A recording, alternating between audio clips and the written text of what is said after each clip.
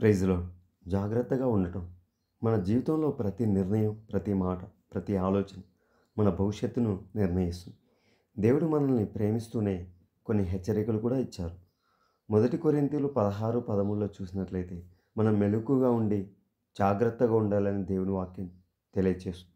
జాగ్రత్తగా ఉండటం అంటే భయపడటం కాదు గానీ, దేవుని చిత్తాన్ని గుర్తించి సత్యంలో నిలబడటం.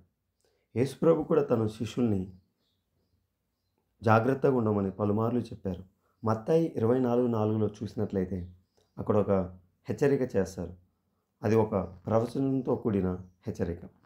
చివరి దినాల్లో సత్యము మోసంగా మారిపోతుంది. దేవుని వాక్యం వేరుగా అర్థం చేసుకుంటారని శిష్యులతో చెప్తారు. ఇప్పుడున్న సమాజం కూడా అలాగే ఉంది. సత్యం మోసంగా మారిపోతుంది.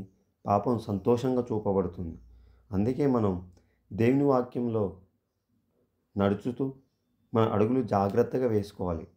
ఆధ్యాత్మికంగా మేల్కొని ఉండటం అంటే దేవుడు మన హృదయాన్ని కోరుకుంటాడు. మన హృదయాల్ని కాపాడమని ఆయన తెలియజేస్తున్నాడు. కాపాడటం అంటే సామెతలు 4:23లో చూసినట్లయితే అన్నిటికంటే ముఖ్యంగా నీ హృదయంను భద్రముగా కాపాడుకొనుము.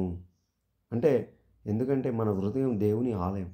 మన హృదయము చాలా వాటితో నిండి ఉంది.